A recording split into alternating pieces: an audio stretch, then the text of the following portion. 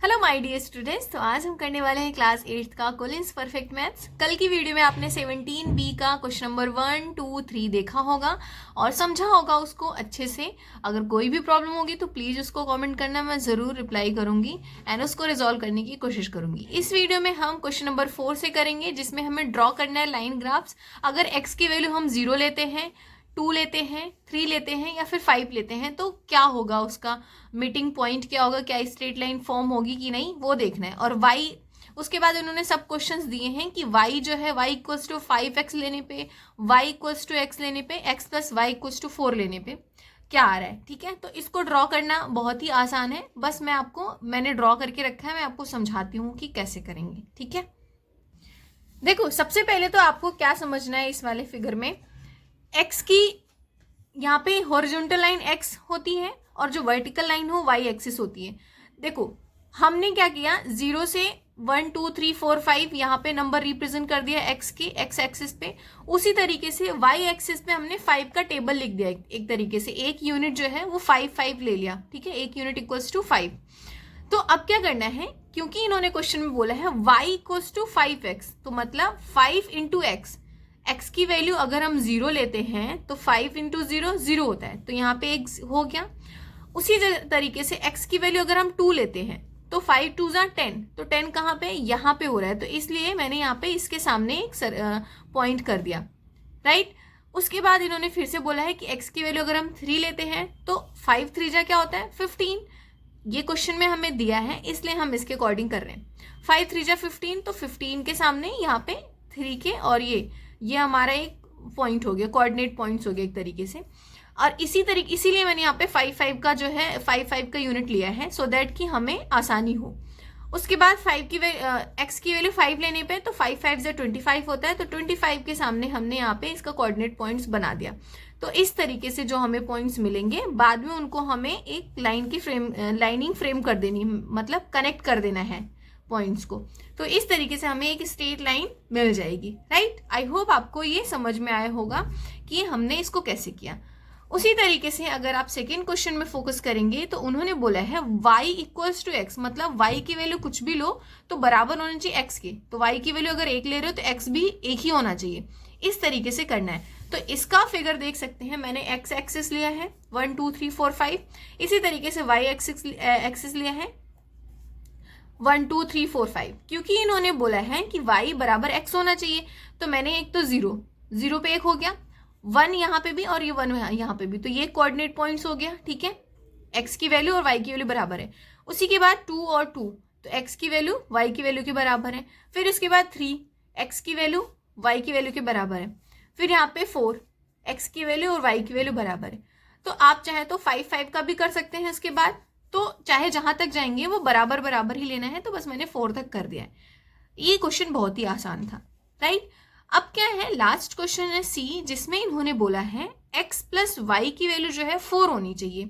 तो मतलब x की वैल्यू कुछ भी ले रहे हो, अगर उसमें हम प्लस करो y की वैल्यू को तो 4 आना चाहिए। अब देखो इसको कैसे करना है, ये रहा, मैंने इसको रिप्रेजेंट किया है x एक्सिस और ये y एक्सिस।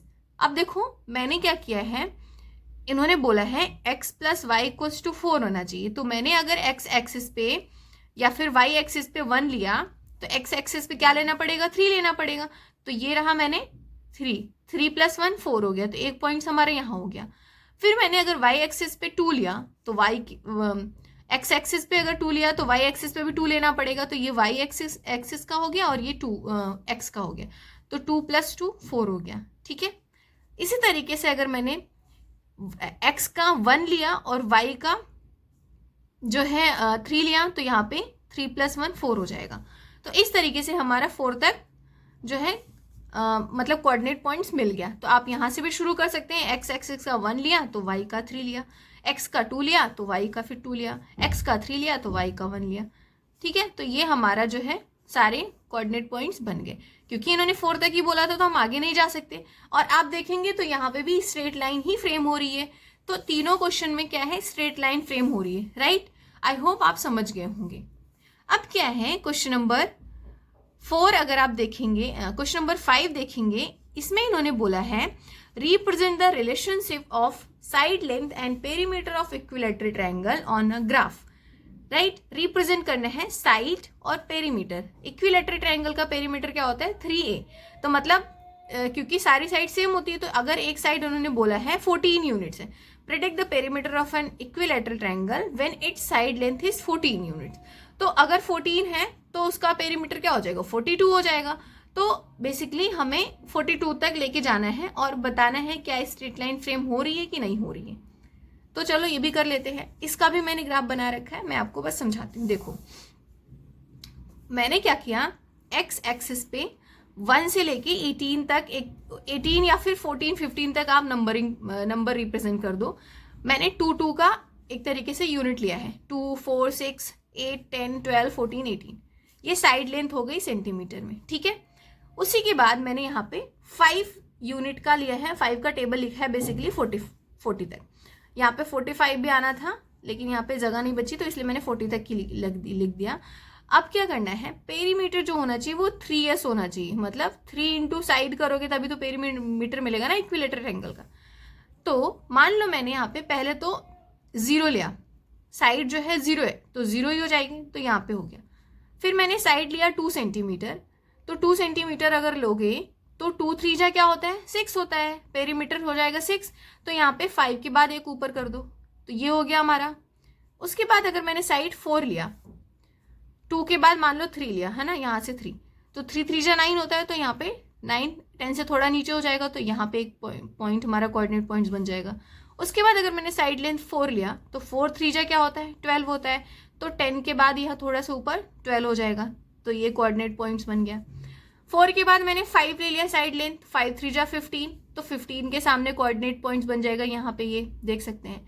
फिर मैंने साइड लेंथ अगर 6 लिया, तो 6 3 जा 18। बेसिकली कहने का मतलब यही है कि इक्विलैटरल ट्रायंगल में 3s होता है, 3 इंटू साइड। तो उसी तरीके से आप जो भी साइड ले रहे हो उसका 3 से मल्टीप्लाई करो, उसी के सामने जो है कोऑर्डिनेट पॉइंट्स आपको मिलेगा। इसी तरीके से मैंने यहाँ पे 7 का लिया, तो 7 3 जा 21, तो 20 से ऊपर कर दिया। फिर 8 3 जा 24 होता है, तो 24 यहाँ पे 25 से थोड़ा सा नीचे हो जाएगा। फिर 10 3 जा 30 होता है, तो 30 के यहाँ पे 9 पहले आएगा, तो 9 3 जा 27 होता है, तो 30 से थोड़ा सा नीचे हो जाएगा। फिर 10 3 जा 30 होता है, तो 30 के सामने यहाँ पे हो जाएगा। फिर यहाँ पे 11 3 जा 33 होता है, तो 33 हो गया। फिर 12 3 जा 36। इस तरीके से करते करते हमें कहाँ तक जाना है 40 तक जाना है, 14 तक जाना है, क्योंकि इन्होंने 14 का ही मतलब बोला है। तो 14 3 जा क्या होता है 42, तो यहाँ पे 40 बन रहा है, तो थोड़ा सा ऊपर 42 बन जाएगा, तो इसलिए मैंने यहाँ पे मार्क कर दिया। तो इस तरीके से आपको एक स्ट्रेट लाइन, मतलब पूरी स्ट्रेट लाइन तो नहीं, मतलब थोड़ी सी जो है आपको मिलेगी। तो आप अगर इस तरीके से समझाएंगे तो मैम जो है अच्छे मार्क्स देंगी आपको, उनको भी समझ में आएगा कि बच्चे ने मेहनत करी, दिमाग लगाया है। तो आपको ऐसे करके पॉइंट करके जाना है। उसके बाद इन डॉट डॉट को कनेक्ट कर दिया। मैंने क्या किया, पहले स्ट्रेट लाइन फ्रेम कर दी ना, तो थोड़ा सा दिक्कत हो गया। आप चाहे तो इस डॉट डॉट को ऐसे कनेक्ट कर सकते हैं, राइट। इस तरीके से आपको मिल जाएगा। तो ये था क्वेश्चन नंबर 5। उसके बाद हम करेंगे क्वेश्चन नंबर 6, जो कि लास्ट क्वेश्चन है। इसमें हमें फाइंड आउट करना है सिंपल इंटरेस्ट, जो कि 20,000 है, और कैलकुलेट किया गया annually for the money invested in is given below. ये इन्वेस्टमेंट है रुपीज में, ये एनुअल इंटरेस्ट है जो कि हमें गिवन है। और उसके बाद हमें बताना भी कि अगर 20,000 हमारा जो है प्रिंसिपल है, तो उसका सिंपल इंटरेस्ट क्या होगा। देखो ध्यान से देखना, अगर 1000 रुपीज है तो 110 हो रहा है, 2000 रुपीज है तो 220 हो रहा है, 3000 है तो 330, 7000 है तो 770, 8000 है तो 880। अब 20,000 है तो 2200 ही तो होगा ना, है ना, 2200 होगा। यहाँ तो हमें बिना निकाले पता चल गया। अदरवाइज आप सिंपल इंटरेस्ट का PRT फॉर्मूला लगा के निकाल सकते हैं। तो उतना आई होप आपने पढ़ा होगा। इससे पहले जो 10 चैप्टर था उसमें, तो मैं इसको बस ओरली बता दे रही हूँ, क्योंकि यहाँ से अगर आप सीक्वेंस देखोगे तो यही मिलेगा आपको। अब देखो इसका ग्राफ तो मेरे पास नहीं था, मतलब ग्राफ पे नहीं बनाया मैंने, पेपर शीट पे बनाया है, लेकिन आप इसको ग्राफ पे बनाना। देखो कैसे बनेगा। पहले तो आपको एक जो वाई स्केल है, ये वाई एक्स एक्सिस हो गया, और ये जो है ये वाई हो गया, ठीक है। दिख नहीं रहा, शायद नीचे बना देती हूँ मैं, ये वाई एक्सिस हो गया, अभी भी नहीं दिख रहा होगा, कोई नहीं, यहाँ पे वाई एक्सिस लिख लेना, ठीक है। तो यहाँ पे मैंने वाई एक्सिस पे एक स्केल 200 के लिए, 200 यूनिट, 200 400 600, ये हमारा एनुअल इंटरेस्ट है, ठीक है। और यहाँ पे हमने जो है ये 1000 में, ये 1 के 2 के आप लिख देना, मैंने यहाँ पे लिखा नहीं है। ये जो है इन्वेस्टमेंट रुपीज़ इन 1000 के में लिख दो, ठीक है।